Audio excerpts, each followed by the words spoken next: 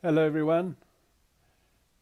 Hopefully, sorry about the little technical hitch tonight, everyone. We couldn't get the Zoom and all the three platforms running at the same time. So we are only doing that right now on Facebook and YouTube. So hopefully everybody on Zoom is able to watch that. We're going to start off with the Refuge prayer and four immeasurables. Quickly, everybody, join your hands at the heart.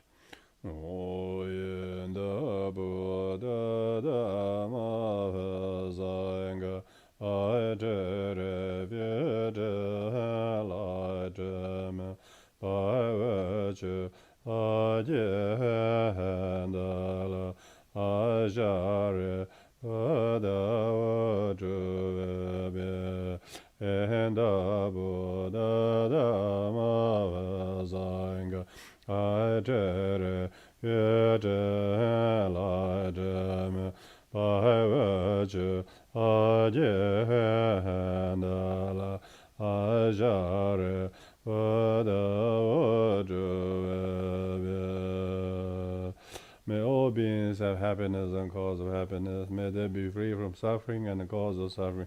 May they never part from happiness that knows no suffering. May they dwell in equanimity, free from attachment, aversion to those near and far. May all beings have happiness and cause of happiness. May they be free from suffering and the cause of suffering. May they never part from happiness that knows no suffering. May they dwell in equanimity, free from attachment, aversion to those near and far. May all beings have happiness and cause of happiness. May they be free from suffering and the cause of suffering. May they never part from happiness that knows no suffering. May they dwell in equanimity, free from attachment, aversion, and those near and far.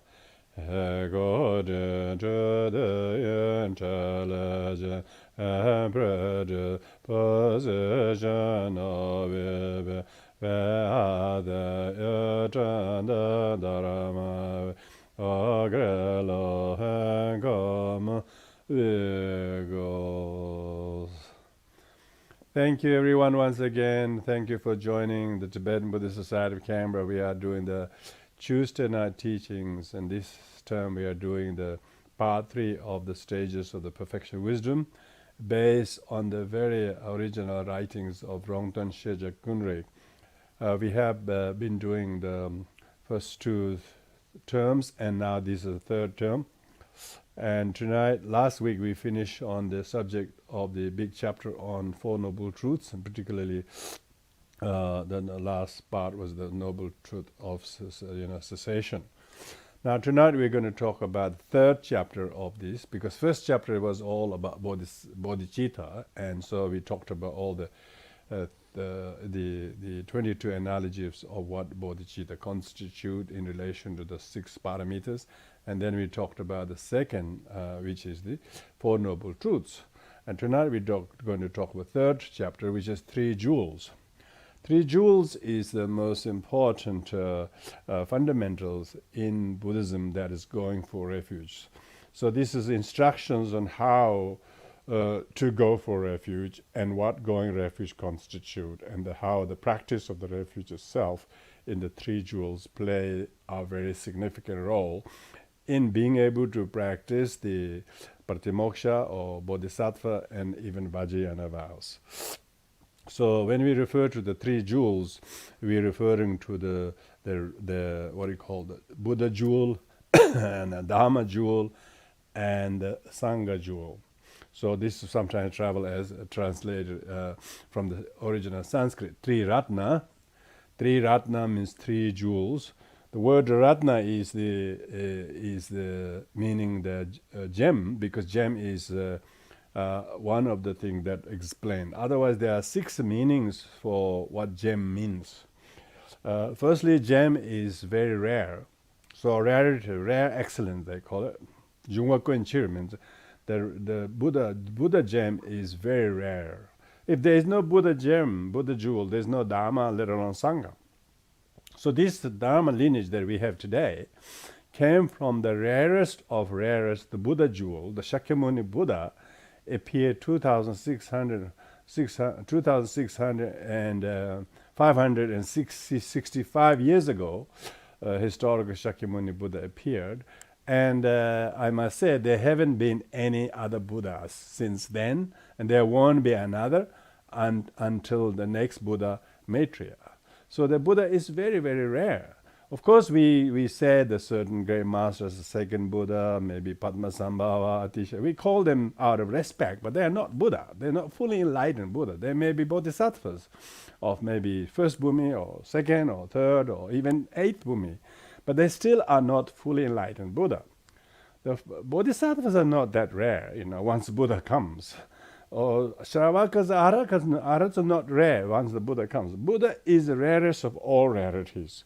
Not only is the Buddha rare, because why Buddha is so rare, and those people who find drawn and find refuge in the Buddha, is because for the current appearance of the Buddha is constituted by the collective merit of the sentient beings. So unless there's a collective merit of sentient beings, and that collective merit of sentient beings only happens in what we call fortunate eon, Fortunate eons sometimes called bright eon, and every bright eon has many intervening dark eons. After many thousands of dark eons, there is only one bright eon. Only during such a bright eon just does the Buddha appear. So therefore, appearance of the Buddha is very rare. So when we say Ratna is very precious, and precious is very rare. Gems are very, very rare. That's the first point. Second point of the gem is it is immaculate. Once that gem is found, and like the Buddha has immaculate qualities. The qualities of the Buddha and the Dharma and Sangha, once it is very rare to occur, but once it occurs, it's immaculate. There's not a single person who would not feel affected by the gem, by the qualities of the gemness of that immaculate effect on people. It has amazing power that can transform people. It becomes sick people to become well. It makes blind people to gain insight. And so people who become angry become loving and so on. Therefore, it's immaculate. Second quality of the gem is the immaculate. Immaculate. If you have some benefit by practicing Dharma, it's because gem of the Buddha is immaculate. It is very rare, and you are found some of the few among the few people in the world who have found refuge in the triple gem. And third one, it beautifies you. Third is just like the gem becomes very immaculate and becomes a very precious ornament, adorns you.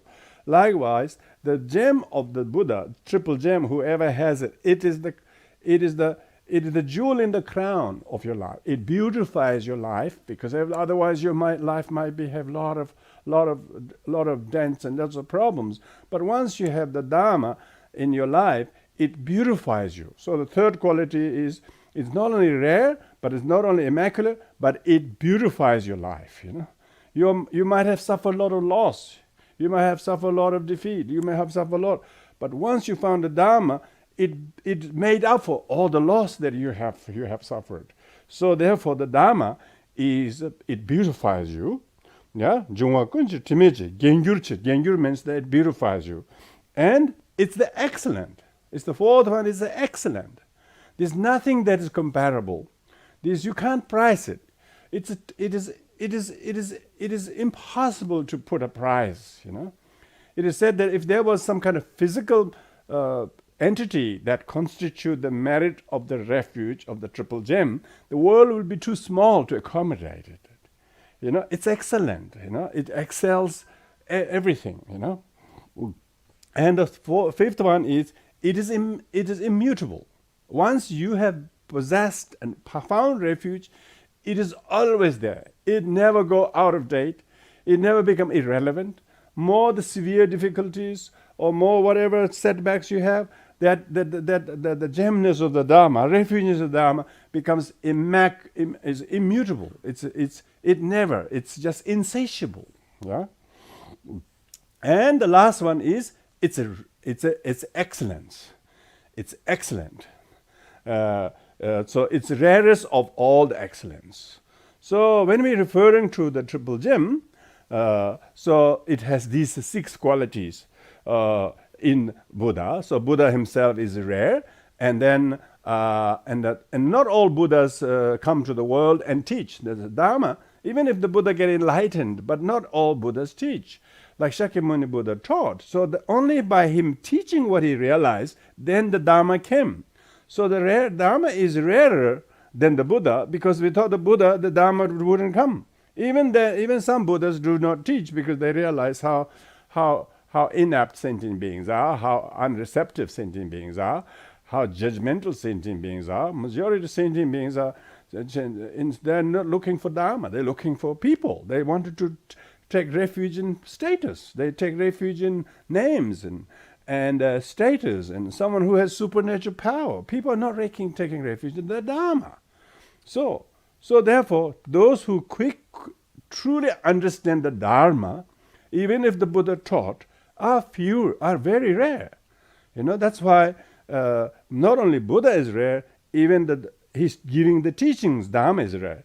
Even when he gave the Dharma teachings, it's only few who had the right kind of sets of mind and karma and merit and so on will get it. Majority people are still distracted by some other things. Their interest in Dharma is like a hobby. Sometimes they do, other times they don't do. So you can see those Sangha also. The Sangha is very rare. Those among the Sangha, we're talking about the Sangha gem is usually referred to the Sangha who are realized Sanghas. Realized Sanghas such as Arhats and Bodhisattvas or above. Whereas ordinary Sangha, ordinary members of practitioner, even fully ordained monks and nuns who've been monk whole life, they still just ordinary. They still have karma and affliction. They are not actual refuge object. They're just the companions for us to go for refuge with, to learn. So that like our Sangha, fellowship of learning together, we are just like a fellow practitioners. We are on each other's sort of helper, but the Sanghas themselves are, we are ordinary Sangha. Ordinary Sanghas are not refuge object. So that's why it is important to see the fully qualified Sangha are those who have reached Arhathood and above, and Bodhisattvas. So what we call, those are the refuge object. The ordinary Sangha, even fully ordained monks and nuns, they are just conventional Sanghas. They are conventional human Sanghas. They are still human beings with karma and with subject to suffering and so on and so forth. So therefore it is very rare to actually see Arhats and Bodhisattvas. There may be disguised form of Bodhisattvas, like we said, the incarnation of Bodhisattvas, like some of the amazing great masters that has come throughout the history. So we have those, but actual Arhats and Bodhisattvas is very, very rare, But during Buddha's time, more, like 500 Bodhisattvas or Arhats or something. Nowadays, you can't find any Arhats. Maybe there's not because they don't exist. They still exist, but they're still rare. If you look at those Sanghas, those Arhats, those Arya Sanghas, they also have all those 6 attributes. They are not only rare, but they are, they're excellent. They beautifies your life if you have the Sangha, and so on. So therefore, the triple gem is the most rarest of the rarest. It's people who actually find and go for refuge in the triple gem are very few. Those people who are attached to the cultural Buddhistness of the language or ethnicity and their culture or their form of culture Buddhism, that's not refuge. That's just attachment to that. But real refuge in the triple gem is not only most important, but very few people have actual refuge. So those people who have refuge in the triple gem are actually very, very few. Because you have to have entered through the door of the Dharma, and then you should feel the amazing sense of indescribable joy and delight that will no longer leave your mind. Most people are doing superficial refuge or refuge ceremony, or they choose people who to take. They don't take refuge in people. They say, I took refuge with that Lama or something like that. They got it wrong. You don't take refuge with the human person. Human person is only the officiating the ceremony. Like you getting married, and the person marriage celebrant is no one you do not get married to. Likewise, the Lama or the monk or even abbot who conduct the refuge ceremony is only the celebrant, but actual refuge object is the Buddha gem and the Dharma gem and the Sangha gem. Buddha is one who is fully enlightened, who has relinquished all faults, who has accomplished all the qualities. His omniscient, his compassion, his power are inconceivable. That's it. Sangye yonde samikyam. That's it. Qualities of Buddha is inconceivable. Tamcho yonde samikya. Quality of Dharma is even more inconceivable. Gindu yonde samikya. Quality of the Arya Sangha is inconceivable. So we're talking about resultant Buddha and truth of cessation, and the Arya Sanghas who have realized truth of cessation. These are the gems. These days people mistakenly take refuge in robes and the status of the people, and they think they took refuge in him or that or like that. They completely got it wrong. They have probably never got a refuge. They only had a haircut, got a name, but that's just a superficial ceremony. But actual refuge person who goes, they feel beautified.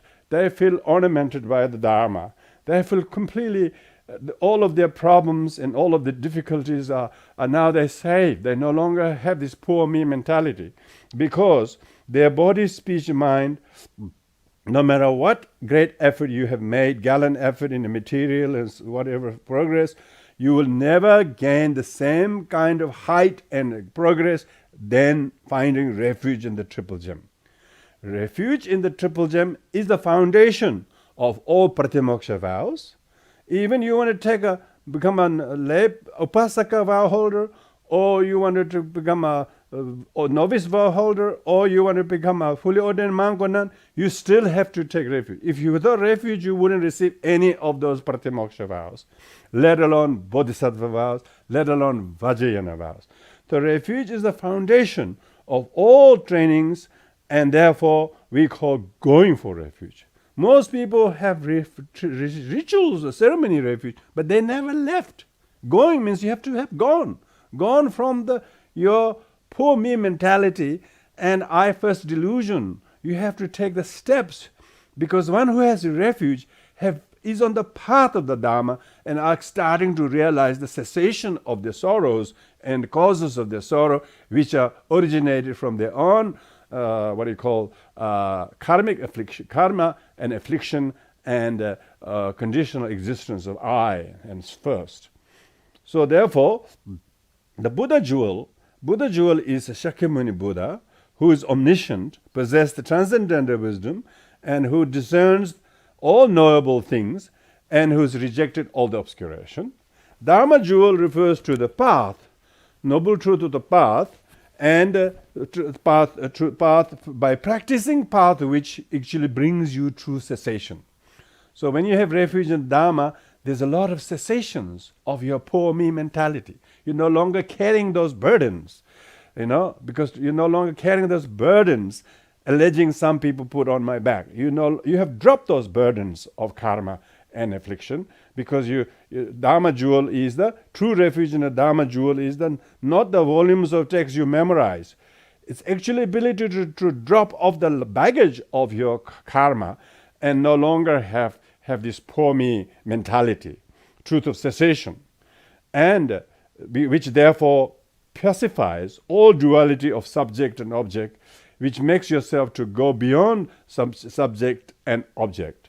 Sangha jewel refers to individuals, individual who possessing the true qualities of knowledge and liberation. Rigdo, knowledge, and rig means you are seer of the truth. You are seer of the 16 levels of the Four Noble Truths, and you have realized, you have liberated from those, and therefore, so Arya Sangha jewel is the one who have possessed these qualities of knowledge and liberation, and then who skillfully and unflintingly can guide other trainee sentient beings.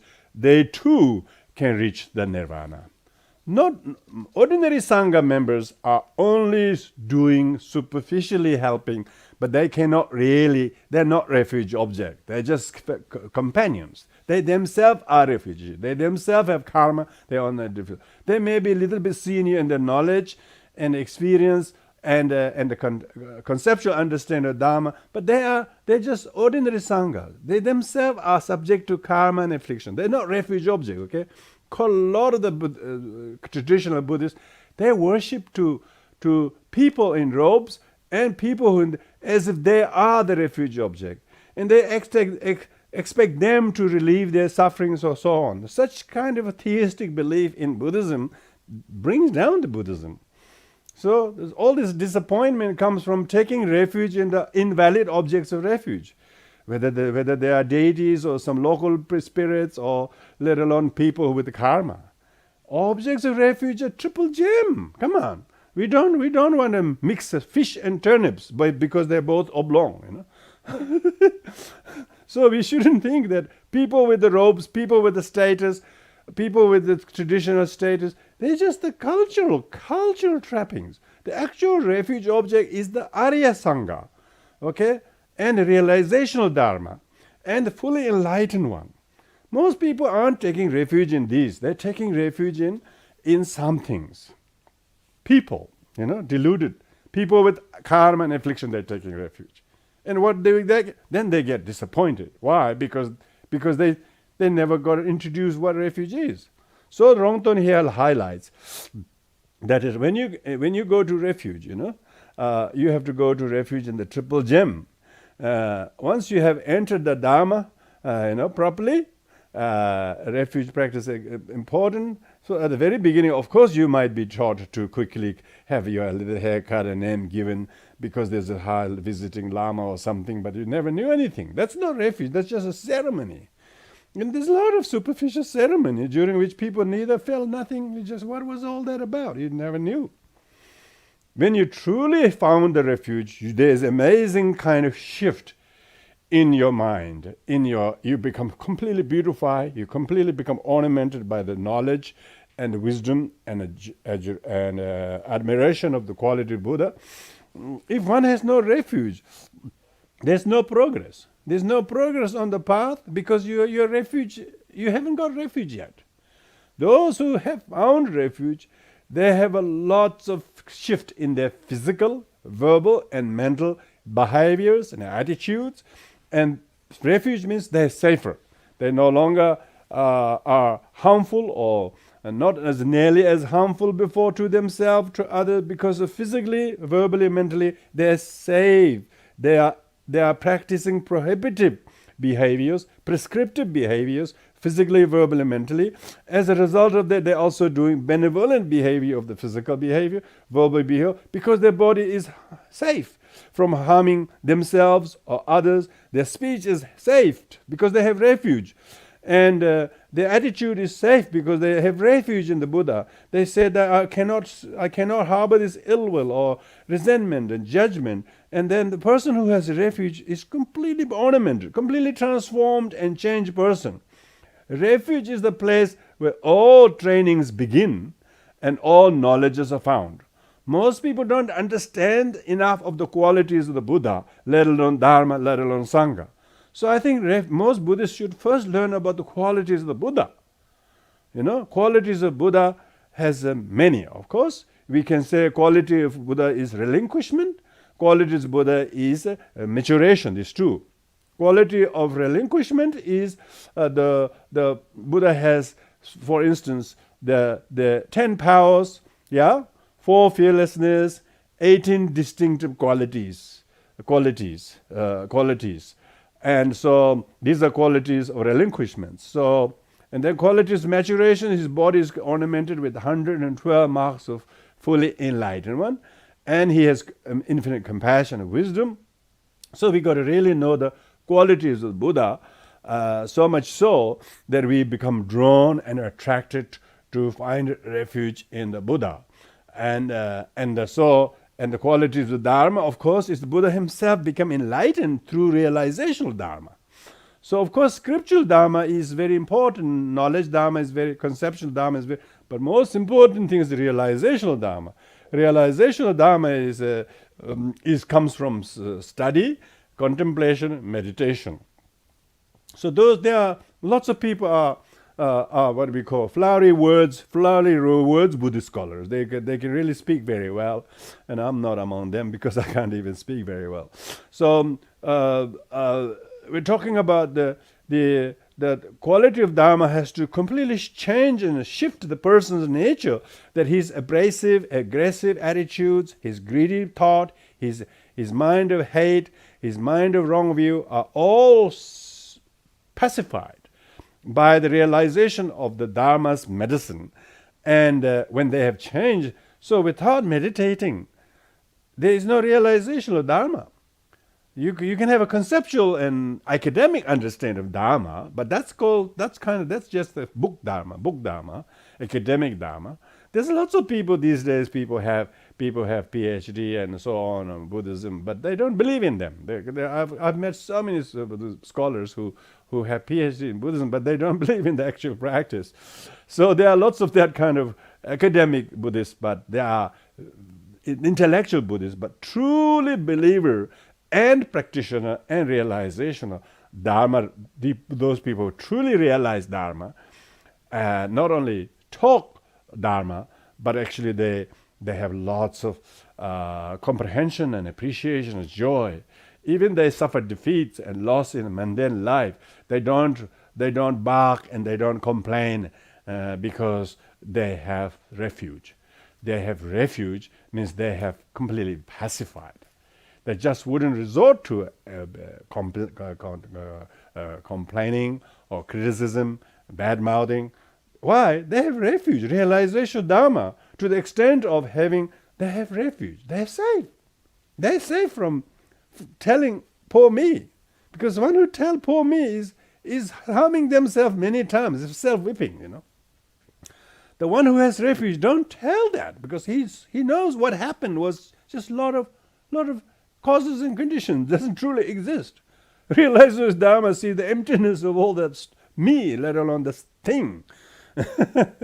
So because of that, one who has a refuge in the trainings and knowledges, and then all the other forms of practice is fairly secondary. If the refuge is the foundation of all the meditation, all the devotion, all the contentment, all the lack of enmity, all the right view, all comes from when you truly have accepted and understand how true the Dharma is, how much you believe in the Dharma, so much so it forms as a good foundation from your well-being, good attitudes, and refuge therefore is basis of all your goodness.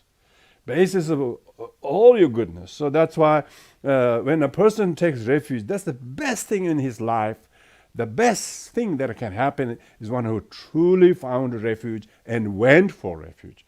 Now, went for refuge doesn't mean you got impressed by a teacher or something, or his or her charisma or name or status. That's not refuge. That's people attachment, okay?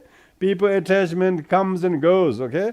Once you found refuge in the triple gem, wow, it is indescribable. Yeah, it is not possible to use any human effort to describe the joy and the great benefit and happiness and great blessings and medicine that it is. It's indescribable,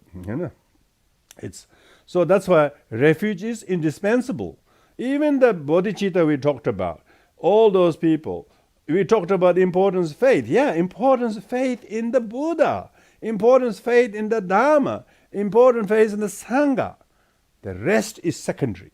If one hasn't refuge in the fully enlightened Buddha and his realization of Dharma and exalted Sangha, all forms of refuge in deities or lineages, all these things are pretty secondary, and that's very distracting. A lot of people don't even know the triple gem.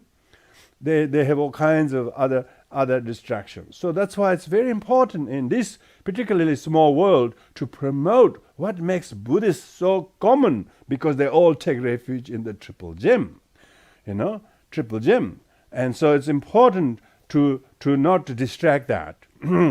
Refuge is indispensable to promote virtue and wholesomeness, goodness, and refuge is the one which makes person themselves cognizant and realize and able to abstain the wrong. Without some people telling you that you should do wrong, one who has refuge will. It's just question of the speed of how successful they are able to abandon the wrongdoings, wrong thinkings, wrong behaviors, residuals of wrong behaviors, wrong attitudes. They are the one who's the whole practice is about how to becoming safe by dropping the baggage of the wrongdoing behaviors or attitudes or opinions or whatever the case might be. People doing lots of mantra, but their wrong attitude is still increasing. That's not refuge. People think they're doing 100,000 prostration. You can do one prostration 100,000 times for the sake of one refuge. Even that's not enough. You can't do enough prostration to warrant your devotion to the Buddha, to warrant your expression devotion to the Dharma. You can't do that. Do enough. But what makes the person see is the more he does the refuge, that much his wrongdoing are thinning, are reduced or decreased. It's very good. then the practice, you don't say, I don't want this 21 times, I don't want to do 100 times. That's a big chore for their little ego. They should have this incredible joy to measure their devotion to the Buddha, because they know how much it is righting their wrong when they have the refuge. And they can see the attitude of parsimony, the attitudes of competitiveness, the attitude of jealousy are all slowly sort of shamefully dropping away once you have refuge. Refuge is not only when you're reciting refuge prayer, just as we did at the beginning. I like to say this because when you are really truly switching your mind on, the refuge is constant. It's not the kind of ornament you only put on here in the morning and then afternoon you have to remove because it's too heavy. The refuge is a kind of a evergreen ornament you should wear. I have refuge in the Triple Gem. You should say that proudly. Never mind. You don't afraid. If you don't afraid of demons or people's backbiting or attack, when you have refuge. When you have no refuge, of course you want to hide somewhere that people can find you. When you have refuge, even you're right in front of the demons, in front of the very aggressive people, you will be safe from thinking it's what they're doing to you is the problem. It's your own selfish, it's your own, I first delusion. This is the cause of your insecurity. This is the cause of the harm that others might do, may inflict harm you. With that in mind, your refuge is attitude. Refuge is an attitude. It's not some prayer you do at the beginning. Of course, customarily, they say, you do refuge 3 times. How can you do refuge just 3 times? You can't even try to count it. It's just, how can you count refuge? It's not. It's inestimable. Just one refuge. One moment of realization refuge will sustain your whole life. And if you just maintain that attitude, you can see what refuge constitutes. You will find yourself not dropping into the lower realms of poor me, in jealousy, in poverty or destitution or anger. You would not see them when you have in a refuge. When you're in refuge, mindfulness is just practicing refuge. We are talking tonight. So therefore, do refuge.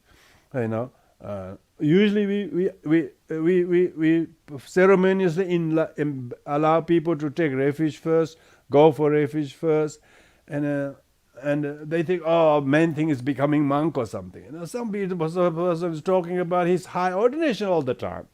The refuge itself is so profound. During the Buddha's time, there wasn't many different ceremonies. Buddha said, "Come here," and then that's it. That was it.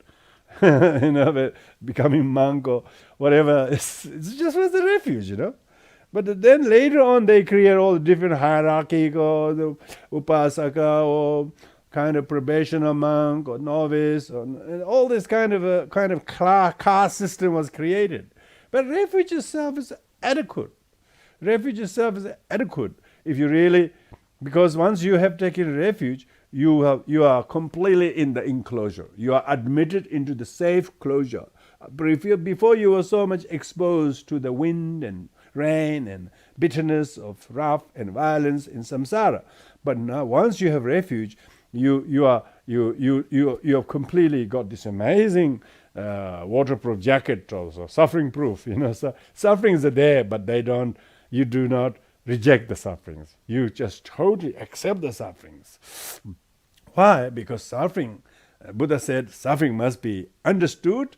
Its origin must be abandoned. That's good, yeah. So when you understand suffering, means you have refuge.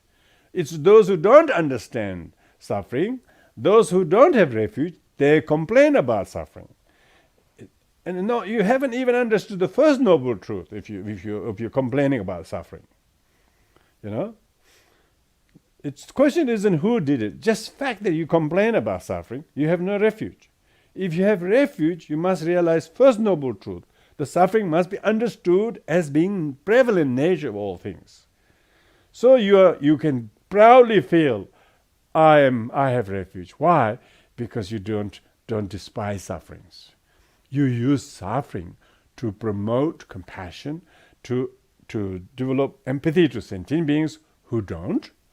And you yourself do not reject suffering. Why? The suffering isn't permanent. Suffering is not truly existing because you have refuge. Because you have refuge, you can think like that. And so next time you say, I want to become maybe Pratimoksha monk or nun or novice or fully ordained. Even that, they will first have to make you to take refuge again. And so it's the foundation of Pratimoksha vows. When you want to take a Bodhisattva vows also, they can't give you Bodhisattva vows straight away. You can't say, I took refuge 10 years ago. Can you please give the Bodhisattva? No, and on the session of the Bodhisattva vow, they will still have to perform refuge ceremony first. So that shows how fundamental refuge is, even custom-wise. And once you enter in the Mahayana, your refuge is, of course, has a kind of a little bit kind of upgraded version of understanding refuge. For instance, refuge you don't take as long as you live. You say until enlightenment reached. You don't take refuge just in images or statues. You take refuge in a fully enlightened Buddha. Your objects of refuge is fully enlightened Buddha and the Bodhisattvas. You don't take refuge just for yourself. You take refuge for the sake of all sentient beings. This is amazingly, just totally, you couldn't upgrade much more than that in Buddhism. When you previously took refuge for yourself, it's all about me. Now, when you're Mahayana refuge practitioner, you take refuge for the benefit of all sentient beings. You don't take refuge only today or this morning or in the beginning or whatever. You are always taking refuge timelessly until each and every sentient beings are liberated. See? That's what that's. So the whole Mahayana-ness is not only skillfulness, is much broader in the even duration, and also so because of that you become so much admitted into the Mahayana path. When you take empowerment, Vajrayana empowerment, you always have to take refuge in the triple gem. Maybe the triple gem manifests in form of the particular deity or so, but still is the qualities of Buddha that is more important than the deity. The deity has no unique, separate quality. It just might say this for health, this for all that kind of mundane reasons. Most people are taking refuge even in the Buddhas with the mundane reasons. So what's the point of taking refuge in the Buddha when your purpose is not real refuge? It's just like the cover is not comprehensive cover like insurance policy. It's just first person cover policy. It has to be comprehensive refuge. And when you have refuge, you become completely changed. You become completely ripened. And when you do little practices, you have such a kind of a certitude and attitude that makes yourself living. Go for refuge means you have to leave. You have to leave from saying, I was a victim, he did this. You don't talk about these things. It just seems so petty for talking about what people did to you when you don't barely remember what you did yourself. One who has refuge mind his own what he's thinking now about what if somebody did. That's more important but what did or didn't happen in the past. As a result of that, on your path, the refuge removes all the obstacles that you previously they used to pile up before you. You can't make any progress. Now the refuge makes you to transform the obstacles into the very stepping stone for your ability to practice safely without barking at the wrong tree. Because you know you have to overcome your true origin of suffering, of affliction and karma. There are no obstacles caused by demons, male, female, external, internal, nagas, all that sort of thing. When Tibetan have this tradition of doing more and tell, oh, you got a naga problem, they should say you got your affliction problem. You got a true origin of self-grasping problem. They should say that blatantly. If you really want to give refuge to people, you got to talk true Dharma. Why are we talking about you have been harmed by nagas or malice of other people? It's very un-Buddhist prescription in some of the divination of the practices. But Buddhism has become hijacked by cultural and kind of other objectives of various maybe even socio-political reasons. We need to go straight to the core of the Dharma. You're feeling unsafe because of your affliction and karma. When you're able to do that, then the person actually have refuge. They actually find a refuge. When they have taken refuge, and then they feel very grounded.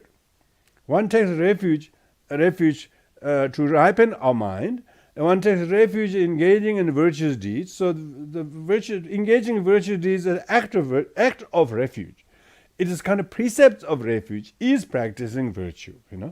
It's a commitment to practice virtue is because of refuge, not because you have a commitment to practice virtue for the sake of accruing merit points. Somebody say, "Oh, you well done." It's not that. So your refuge makes you, voluntarily one embracing the virtuous deeds, and there your hindrances on the path are necessarily removed because you do not externalize them. And your refuge isn't in the morning or when you're doing prostration. Refuge is all the time you're taking refuge. Therefore, the benefit of refuge is immeasurable. So, therefore, when you truly have discovered refuge, when you have truly discovered and realized refuge, I know quite a lot of people out there who have refuge, but remember, you should meditate on refuge. Do you have refuge? In the Buddha, in the Dharma, and the Sangha, you can say, "I take refuge in Buddha, Dharma, Sangha," and try to say quickly so that you can do other things. Come on, refuge is the thing that starts, that stays, that never finishes. It's constantly refuge. Constantly refuge. Because every time you are doing the safe thing, you're doing the safe thing, isn't it? You're not talking about refuge. You're doing the safest thing. Safety is the most important thing. Most of our insecurity is caused by me-first attitude. And when you have refuge, you will keep a tap on that and try to restrain that from happening.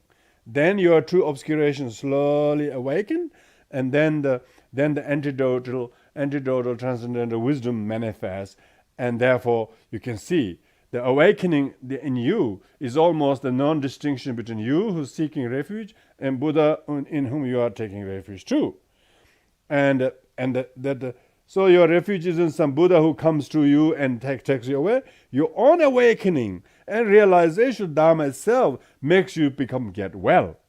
So Dharma is the medicine. You have to subjectively, consciously know how to get well. And therefore, there's no dualistic afflictions. All the dualistic affliction has necessarily become pacified. That pacification of dualistic conception is the refuge in the Dharma. So you don't say, "I take refuge in the Dharma," and then that's not refuge. That's just verbalize it. Actual refuge is when the dualistic perception of he did this, I didn't do this, because of that, that kind of dualistic conceptions are or obliterated by the antidotal transcendental wisdom discerning emptiness of the other and self as being truly existing. They both are mutually inclusive. Not one is necessarily this, not one is necessarily that. They both are mutually inclusive. Because of seeing the non-duality of the subject and object, and therefore the true obscuration will be awakened. When the true obscurations are dispelled, then that is the refuge in the Dharma.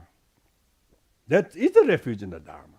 Even refuge in the Buddha is not the Buddha that takes it. You have to dispel these two obscuration, dualistic obscuration you have. Once the dispelling of this obscuration is the refuge in the Buddha as well as the Dharma. Because of that, you have this amazing power of pure compassion towards sentient beings who lack the refuge.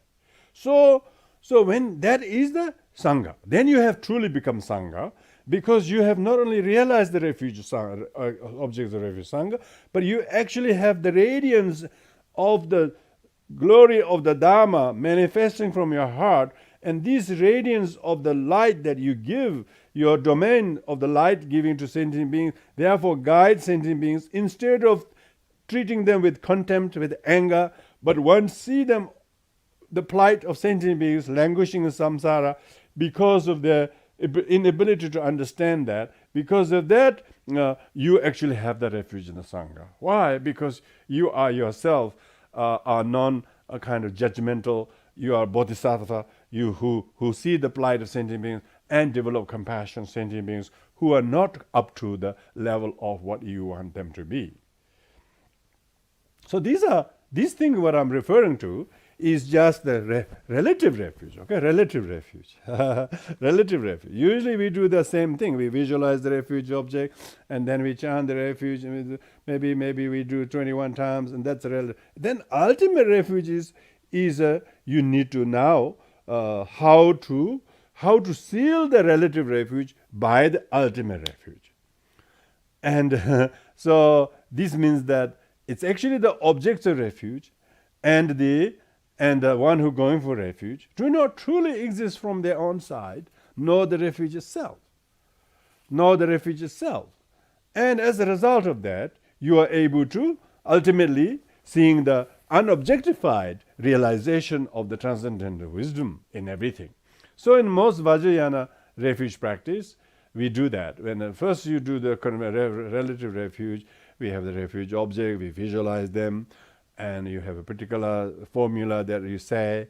You got to make sure that you're feeling the devotion to the Buddha, compassion to sentient beings, mixture of fear of samsara, and so on. Once you do that, that's a relative refuge. And then we physically bow down, verbally recite, mentally stay in that mixture of fear, faith, and compassion, and so on. But at the end, all the refuge object dissolves, send rays of light, and you also vanish.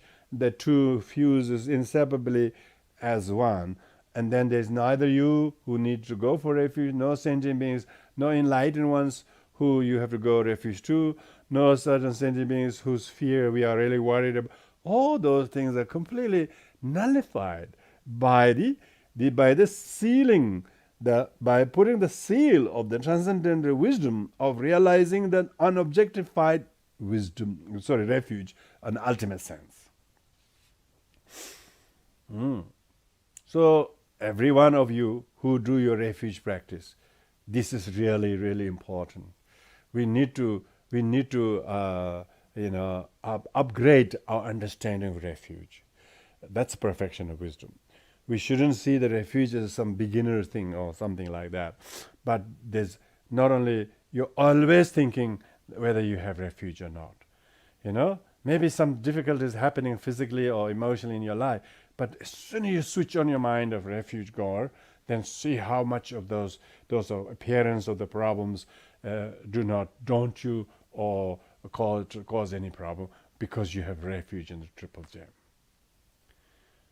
And not only do you lay up a small share of difficulty, you try to universalize the prevalence of such suffering caused by all-pervasive conditioning of I and me and my delusion, as well as affliction and karmic defilements that cause themselves to be so unsafe.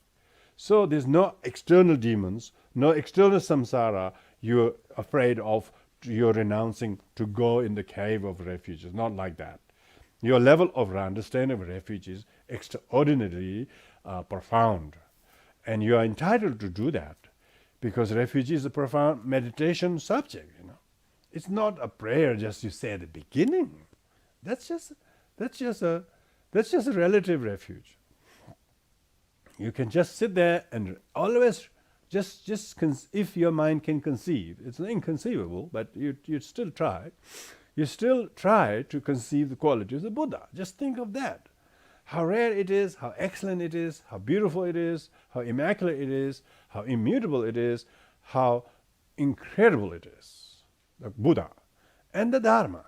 And I mean, one of them is just pretty adequately, So when you have the ability to see and then the appreciation of the Buddha, he's coming to the world some 2,565 years. And since then, how many of the Sanghas, so how many of those arhats and bodhisattvas and amazing masters, and who are no doubt the custodians of Dharma in disguise as a human form, and then you don't have any difficulties in visualizing and developing pure perception to the actual Dharma upholders, what we may call teachers, what we call human spiritual friend, enlightened spiritual friend. And once you're able to visualize in such a level, then you have this self-realizational spiritual friend. Remember, Rongton talked about the 3 types of spiritual friend, 3 types of spiritual friend, enlightened spiritual friend, Kalyana Mitra, and then human spiritual friend, but most importantly, self-realizational spiritual friend. That's when you have refuge. That's what I do. So that concludes that on refuge, just briefly speaking. And now the 4th chapter we're going to move here a little bit tonight is the practice of non-clinging, and to develop a very unwearied diligence. Generally, it's said all forms of faults, and especially your physical pains and sicknesses and mental unhappiness, are caused by attachment. Your attachment to self and me and my wishes are what I want, my opinions. Ordinary people who are always tired and wearied and who have a lot of clinging, is because they're so attached to aggregates as self. They're aggregate as self. They always worry about their aggregate, their body, their body not staying the same or staying strong, their feeling not being happy, their perception is not getting right. And all the 5 aggregates, they are so attached to the aggregate. Not only they mistake the aggregate as self, they're still attached to the wrong views of self in relation to aggregates. And elements as well. Elements refers to the bodily elements such as heat and warmth and liquid and gas, and so all of these things, the aggregates. And not only that, as a result of that, they're attached to my friends and my relatives and my lineage, my friend, all this. They're so attached to, from the nearest, and nearest is the aggregate. They're attached to that. Then what they see through the aggregate, seeing I saw that, I heard that, is all about what I saw. It's important for me because I saw that. And much of the suffering is caused by what I saw. People say the trauma. They say trauma because they saw something with their aggregate, and they think that's the fact. So they actually are sickened, made to be sick, because they attach to the aggregate and their wrong views as mine. So therefore, they are attached to someone with fondness, to friends, to others attached with aversion. They don't like the person. They don't want to do anything to do with the person, but they have so much to do with the person because they're so attached to them with anger. Their anger towards the person and the cause is so incessant.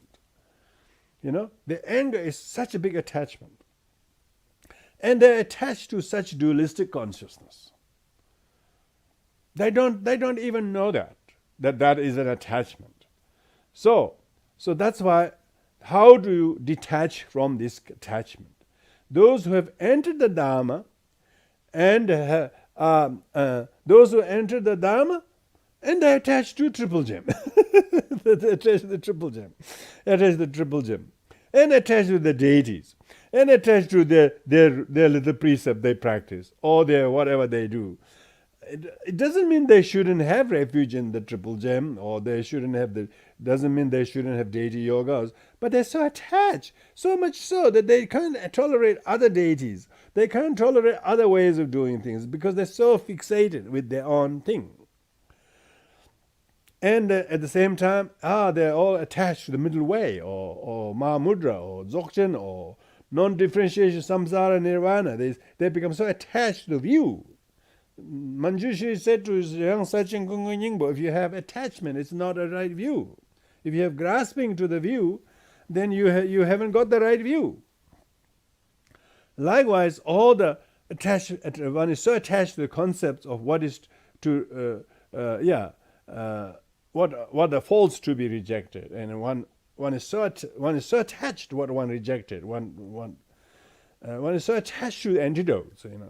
One is so attached to the particular form of meditation, and the deity yoga, or the history or lineage. So attached to whispered lineages. Oh, this is very rare. There's only 15 of us who were allowed. I was one among them. This kind of spiritual materialism.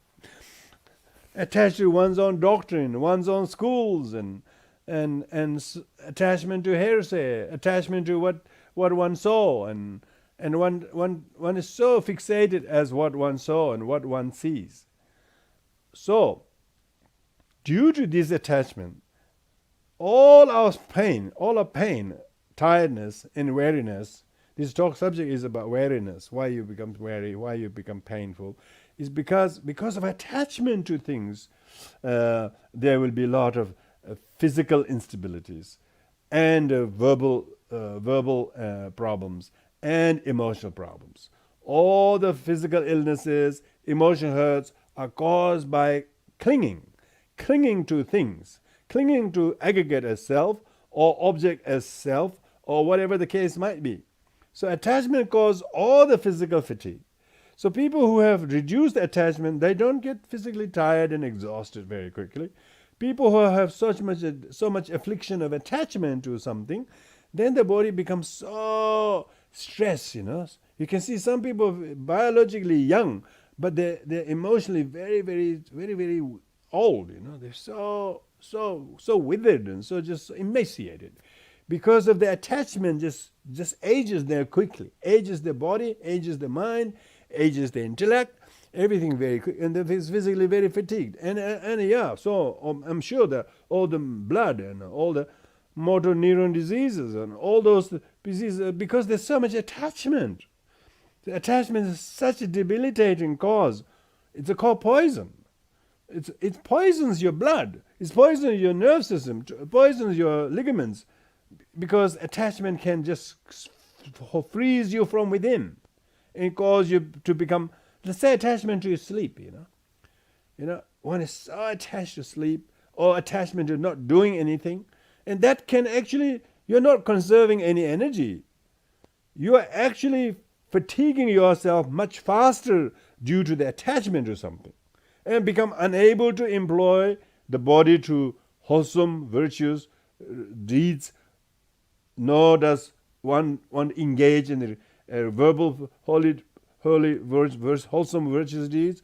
One doesn't want to project the voice out. One doesn't want to say the prayers out loud many times or long, because one is so fatigued from within due to attachment, and unable to employ your energy verbal or physical or emotional, intellectual thinking, one's mind becomes so worried as one might be putting too much an effort.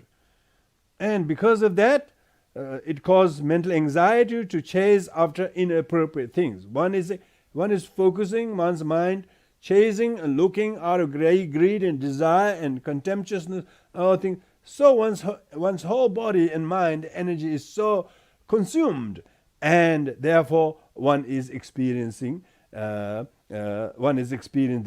incessant attachment. So due to these causes, there occur three faults. Faulty physical body. Faulty physical body means body is now intoxicated. Body is basically toxic. The body is producing something in the body. The body itself becomes now almost like go haywire, and therefore it will starting to desire that is undesirable ones, wanting things that are not useful for oneself, then become attracted to the very things like alcohol or drug or too much of these or too much of that. One becomes drawn and attracted to the very things that are improper without knowing they are improper. And likewise, one's speech becomes also mutated. Speech also becomes kind of polluted by the wrong information. Because of that, one uses very faulty, very abrasive, very divisive, very negative kind of speech, and as a result of this, one is causing a lot of transgressions, verbally speaking. One commits a lot of verbal diarrhea, so to speak, because one doesn't know how to practice safe speech, and likewise, mentally speaking, afflicted mind is disempowered. Afflicted mind becomes totally disempowered by the affliction. Affliction has completely maimed and harmed person who might be otherwise intellectually very sharp, become completely disempowered by the affliction of self-importance, of anger to someone, or doubt about oneself. All of these just completely disempowers the mind itself. So an effective remedy for sickness is not found. They're eating this, they're drinking this, they want all of these things. They couldn't find the Dharma. Why? Because of the attachment. They couldn't find the Dharma as a medicine because they are so consumed by the afflictions, so consumed by afflictions. So why we have to talk about this is so that how to practice non-attachment to one's views and opinions and so on. Because Refuge teaching says attachment is poison. But yet we are so attached to our views, our opinions, our ideas, and so on. So therefore, one is actually mentally transgressing all the, one wanted to practice kindness, but one is not practicing kindness. For instance, one is transgressing the practice kindness is violated. One is practicing aggression, judgment, and so on to oneself, to others, to past, and so on. Therefore, mind is so afflicted. And because of that, one's starting to generate a lot of illnesses, unhealthy things. So the vows of refuge is transgressed because one is harming this very first person sentient being. One has taken a vow not to harm any sentient being, but one is harming the first sentient being, first person sentient being. Some people are very harsh on themselves. That's already broken refuge vows. So the flawed worldly people become stumbled by fighting. And they think that if they can fight with somebody and prove them wrong, they become a lot of benefit of something. They don't realize how it is perpetuating the very problem many more times worse than it will solve any problem. They don't know. People engaging in point scoring and fighting. And therefore, by doing that, they're harming themselves and the other. Even if it's just one person, it has violated the refuge and the Buddha. And they're instead worshipping deities, gods of these, gods for these, by forgetting the Buddha. That's what these days there's a lot of danger. People, instead of knowing the Buddha in the form of the deity, they think the deity is more important than the Buddha. They don't realize deity is Buddha made visible. They don't realize that. So they actually pay homage to worldly deities and forgetting the actual Buddha. So therefore they have violated the refuge and the Buddha. They are paying homage to the worldly deity but not to the Buddha. And as a result of that, their precepts of taking refuge in the Dharma will be violated. And they brought harm to sentient beings as in doing so. And if they harm any sentient beings, then, and one is probably befriending non-virtuous friend, under their influence, one is harming sentient beings, which violate the precepts of refuge in the Sangha. So therefore, one is associating with the very negative people, their influence, their wrong ways, their wrong attitude, their bad opinions. One is adopting those things as they have some great points, and one is slowly drifting away from the very Dharma and true noble Dharma friends. Because of these, flawed worldly people will see how much one is drifting away, and so one is physically become very worried, tired, exhausted, because one is drifting away the true path. So, and when they have little problems, they always wanted to seek divinations or some supernatural remedies for that instead of actually going for refuge. So that's why when this happens, people criticize, saying they're not different from ordinary lay people. Of course, if you are supposedly ordained monk or nun or supposed practitioner, if you are resorting to these kind of divination, looking for external things to blame to and whatever, you're not practicing the refuge. So because of this clinging, one cannot cut through the conception of one's attachment as one's attachment, one's aversion as one's aversion. So person may be donned with some religious uniform, or get involved in the and various superficial religious activities, but deep down there is no attitude of internally correcting any of the non-dharmic attitudes. One doesn't even spot them. They instead becoming engaged in the doctrinal intersectarian movements or arguments over point scoring of a certain dialectical views, and therefore they completely drifted away from that. And all the great meditators, they're supposed to be great meditators, but they take up very, very militaristic views over someone rivals, and they have this very contemptuous attitude towards other people. So the worldly concerns as a hidden agenda, they discuss things for a long term, and such religious person will be ridiculed by the worldly people as well. So in degenerate time, that's exactly happening. The less and less people will come to Dharma, and more and more people go to the non-believer side, and those who have few connections with spirits, they only criticize them, they backbite them, and because they're so attached, and they seek preceptors from somewhere. They're always looking to find a great like the right guru type of thing. They don't find the refuge in the Triple Gem. They're always looking for a savior from outside, like theistically speaking. And so therefore, in the end, things decline like a wave on shallow water. If you look shallow water, the waves disappear, isn't it? So therefore, the person themselves are consumed by attachment. So this is talking about why people have lots of pain in the body and anxiety in the mind, and they have all kinds of sufferings. So when one becomes ill, physically ill temporarily, not knowing the cause of their illness if their cause of illness is attachment and anger and afflictions and jealousy and pride and arrogance, they don't know these things. They will reject the Dharma, saying, "This I cannot do this Dharma. This is too much," or something, because they're always looking for Dharma to fix them. They don't realize It's them who has to apply the Dharma to shift their attitudes and views. They think the Dharma will work as some kind of savior from outside. And this practice hasn't helped me.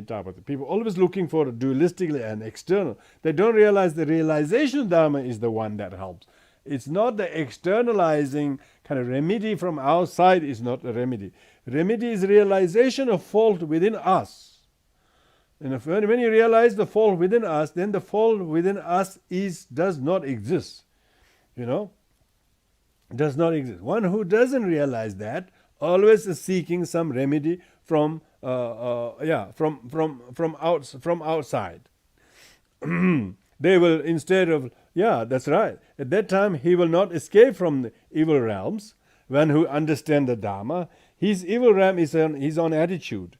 When his attitude is seized and apprehended, then he doesn't allow that to foster, to grow. So in this way, thinking unless I do not behave like this, I am very disciplined and released. No one will believe me, and I will not get any respect or honor and offering from others. So people become they become so attached to their standing. They're attached to their name or for a name or reputation. And if the person is studying or contemplating, meditating, it's almost what he does is more to bolster his role of imposter. And the fault antidote has gone upside down. Instead of applying the antidote to remedy the fault, even the supposed remedy itself become more of a fault.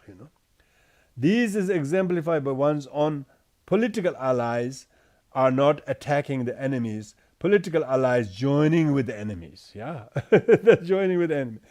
This is like escort who has turned into enemy, protector who has turned into abuser, or friends and who has turned friends and relatives who has turned into enemies. So this is referring to how adverse the attachment does and clinging does. In short, refuge becomes once refuge has not worked because one's gold is false, fake gold, and then it has become brass. Medicine become poison, antidote becomes evil, medicine turned into poison, and Dharma become falsified. Nothing can be done about this. The form that one appears as a practitioner in the eyes of others, like a poorly trained physician unable to diagnose the illness, or is like trying to apply ointment to heal the opening of an injury while leaving the piece of the shrapnel of the arrow inside the wound. So one has to actually understand where is the real hurt and pain coming from that need to be healed. Later the wound will become infected, because the medicine never got to where it was infected. So medicine, because one is attached to spiritual materialism type of outer things, therefore these things can distract oneself. In this way, bound by many inconsistencies. However much the impostor Dharma practitioner displays a dishonest character, he will not be real practitioner to help others. He only deceives himself and like-minded people. So this is talking about the poison of attachment to self, to the aggregate, to one's way of doing things, as that is the Dharma, that which try to impress others, that try to do something to attract the admirers or something like that. Therefore, even if people, Dharma practitioners, study with faith, are very good, but due to the failure to realize the Dharma, with the objectless discriminating awareness, if they objectify and become attached to them, so this is the attachment, fault of attachment, it will be reduced to become truth origin, will cause more sickness in the mind and the body.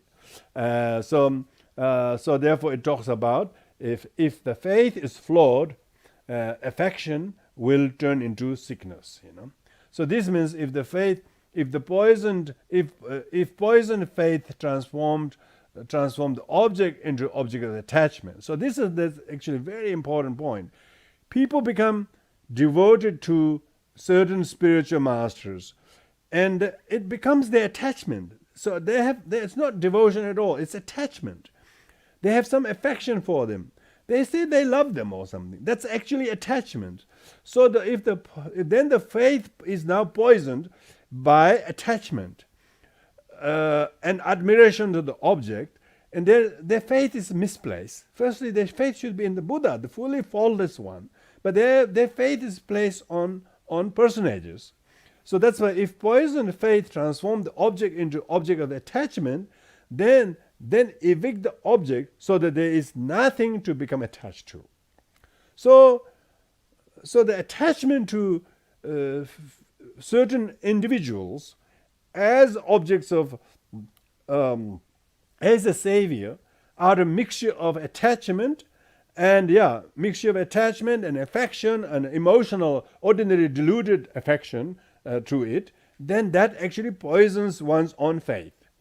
So this is talking about the fault of attachment, how your faith becomes hijacked by the attachment.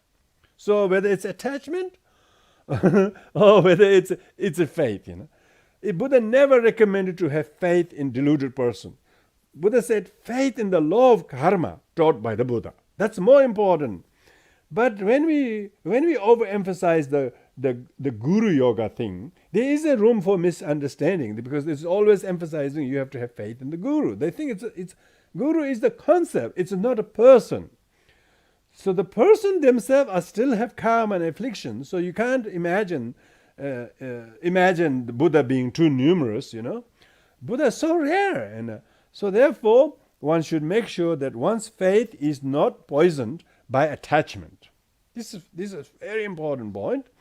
And then a second is that if study is poisoned, then the knowledge becomes sickness. If people's study becomes so poisoned by the arrogance, and therefore apprehended as objects of arrogance, and so we need to now pacify and evict it as a non-object. So one should not talk about one knows. One should not be attached to one's knowledge. If the knowledge becomes poisoned, then it becomes cause of arrogance. That's exactly. So instead of the remedy become the remedy become more of the problem. So if the knowledge of the Dharma, of any knowledge without any humility, they usually become the knowledge didn't benefit the knower, the knowledge become burden of arrogance. And it actually increased the very heaviness of the burden. If one doesn't have humility, the poison knowledge becomes a cause of arrogance. So evict it as a non-object. So the knowledge should not become object of attachment. If good intent is poison, meaning if good intent is poison, poison altruism becomes sickness. So this is if good intention is poison, apprehend the selfishness as the object, transform and evict as object of compassion. Now, each of these lines are very profound in the sense that if your good intention is poisoned by reward-seeking mind, because your intention is good, you think that should get the best benefit for me, without realizing the good intent is to get rid of a selfishness. One is still seeking what I will get as a result of good intent. It says for the benefit of all sentient beings, full stop. It doesn't say for the benefit of sentient beings as an investment so that you will benefit instead. So therefore, if good intent is poisoned, apprehend the selfishness as the object and transform and evict that as an object of compassion. So therefore, one needs to develop compassion to this selfishness in one's mind, because that is the poison one should not recruit. If the view is a poison, so attachment is, this talking about all attachment, how the attachment is poison. If the view is poison, meaning if you attach to the view, apprehend it as the object of duality, and evict it as an object of non-duality.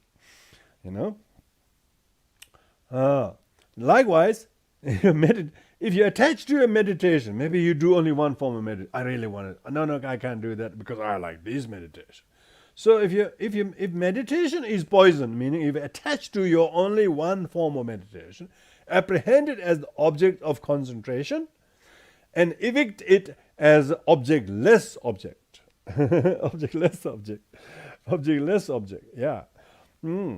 So if conduct is poison, meaning a lot of people are immaculately observing certain conduct by the book, yeah? But if it's poisoned, they think they are the most pious, they are very, very authentic, unlike others, and this and that. Then apprehend it as the object of joke. Your precept is a joke because you're so attached to your precept. And evict it as the object of indifference. So that's what the Mahasiddhas do. They become so pure monastics. They become extraordinary abbot. They reach the great height. And then, but it become poisoned. They become attached, saying, I'm so pure, and I'm by the book and so forth. And they realize that's really defeating the very purpose of their meditation or of their conduct. However wonderful conduct they may have observed and have even perfected and so on, when they become attached to it, one should see that as it completely defeats the purpose. So it's an object of joke. and even as the objects of indifference. These are very profound tonight. In Tibetan, I have to stop because I just want to just relish the whole idea and meditate and almost like try to realize them. It's difficult to realize them. It's just saying that much sentence itself.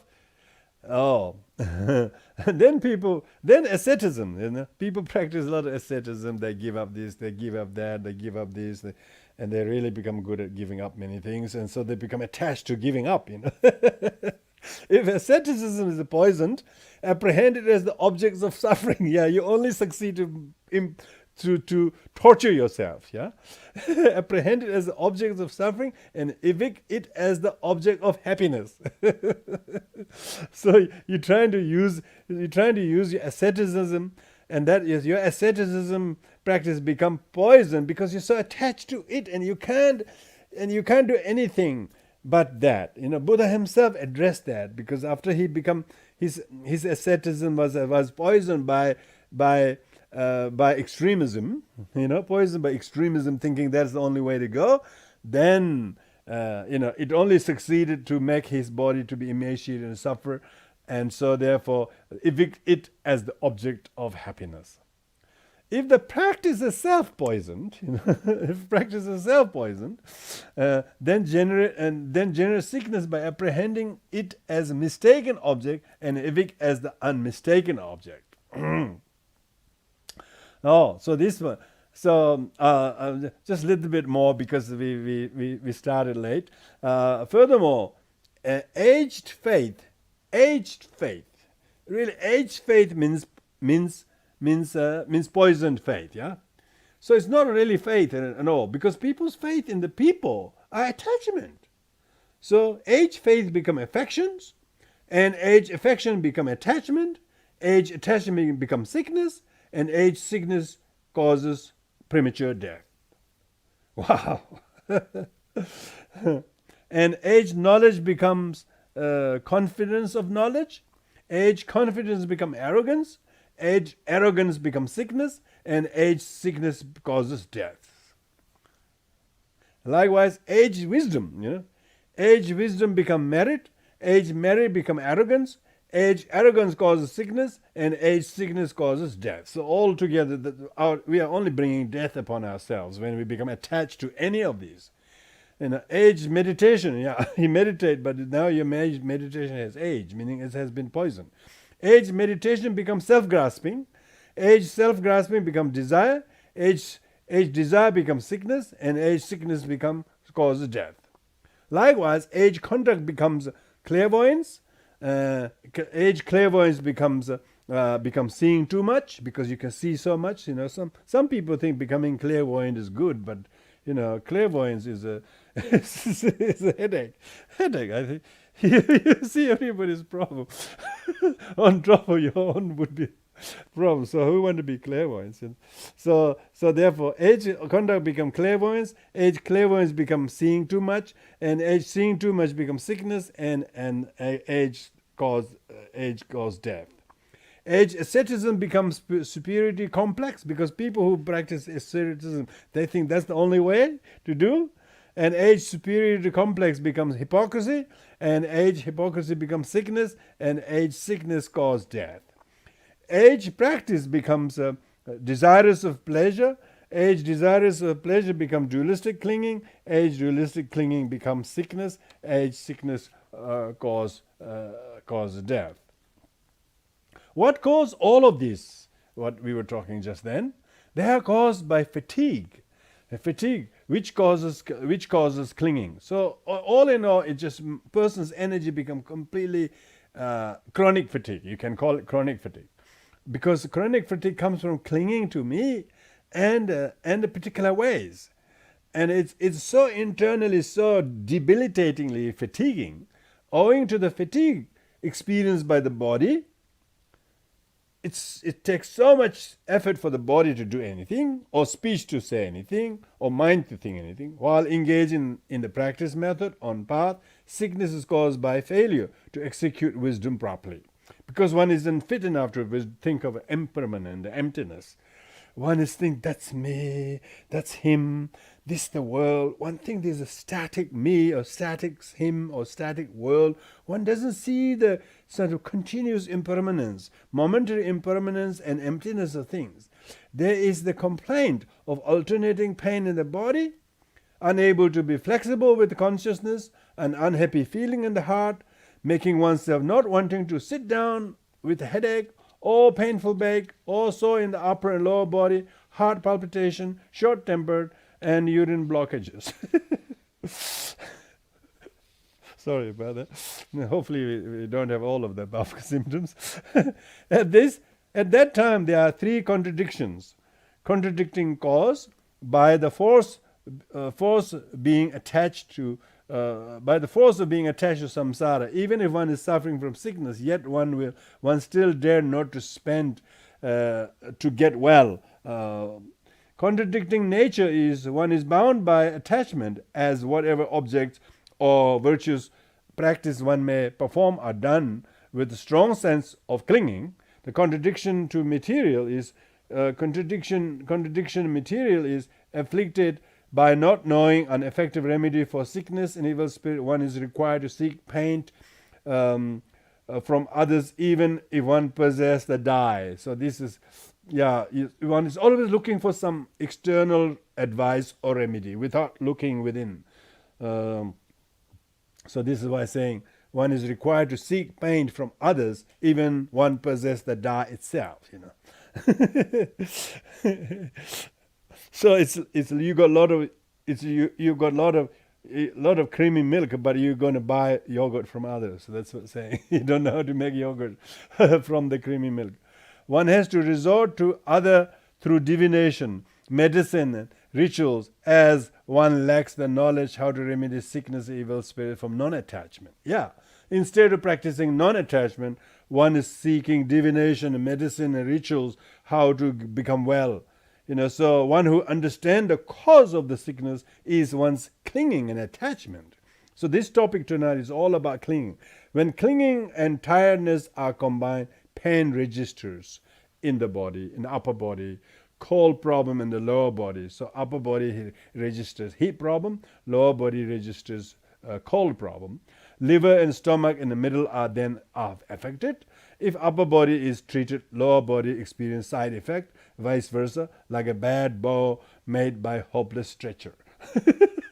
When you try it this way, it breaks that way. The worldly people bad mouth concerning their body, saying, I have practiced Dharma all my life, but my body suffers all the sickness. Therefore, Dharma is not working for me. They try to sort of compensate their bodily karma by practicing Dharma, as the practice of Dharma will get rid of their physical problem. Now do divination, astrological calculation, and seek medicine. This wretched body has failed me. In this way, they speak very spitefully.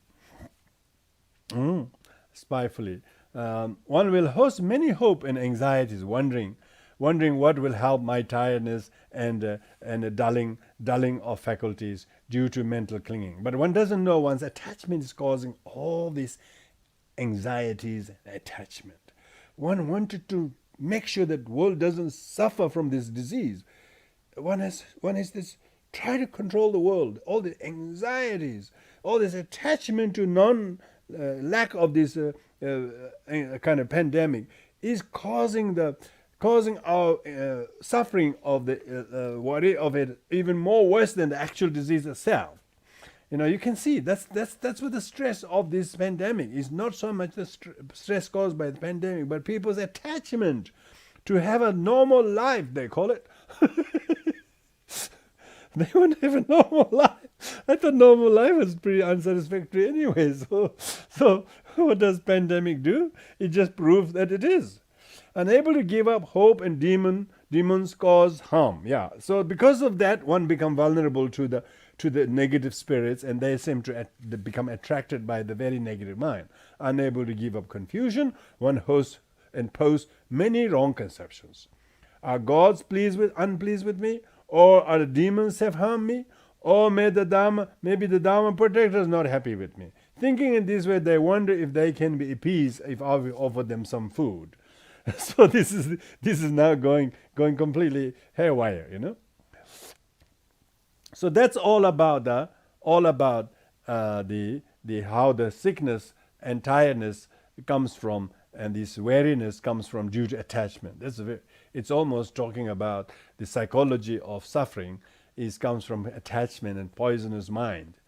Now, what is the method to restore health and cure the sicknesses? Neither medicine nor divination can cure. So what it will cure? The unmistaken meditation on the realization of view of emptiness will cure. So this is what we're talking about. Perfection of wisdom is, they say unsurpassable, equal to the unequal. If you meditate on the emptiness of self, let alone something to become attached to, it will cure. The cause of sickness is tiredness, and cause of tiredness is attachment. So if people feel tired and exhausted, that's because they're attached to something. One needs the wisdom discerning emptiness. It is the most effective antidote to attachment. Furthermore, if one considers the opposing factor to be rejected and antidote as accepted, one will fall in the abyss of wrong view. So one shouldn't dualistically think one is the antidote, one is as if they are mutually exclusive. They're not mutually inclusive. One will fall in the extremes of evil conduct of discrimination between rejection and acceptance. One will fall in the extremes of bad meditation if one's meditation mixes with hope and fear.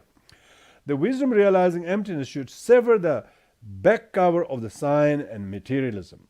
Release the deep pain with the realization of emptiness stemming from the meditative concentration. So that's what we're talking about is the meditation on perfection of wisdom is the remedy.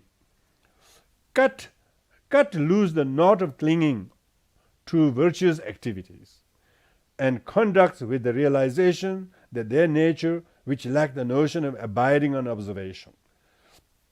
Instructions to destroy attachment.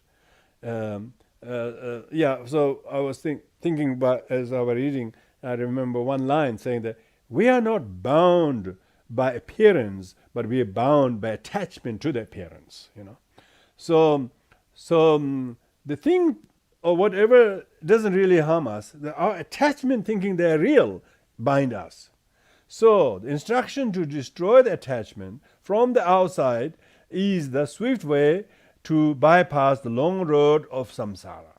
One should enter into meditative equipoise of gaining wisdom, realizing emptiness of the perfection wisdom, which is the sole cutting-edge instruction for all sentient beings.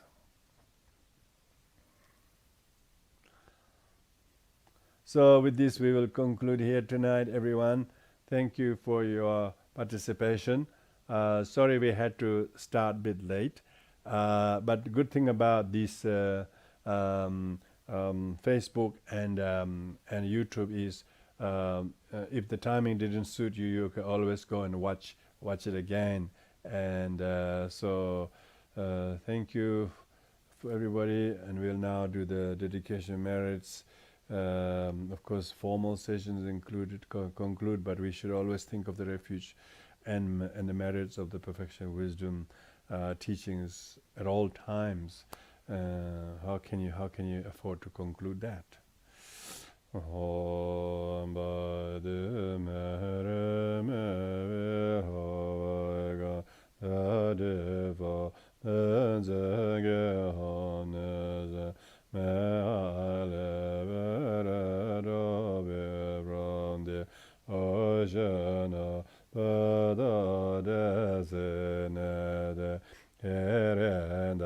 Mahayana whatever merit I have mehobe because the levels to the Mahayana did courage manjushne ode as ama trabada de la follow it all the hezab aja de god mer med salam bodhi cheda teba veranaya raza where has been bo meyed freely pedadi generation.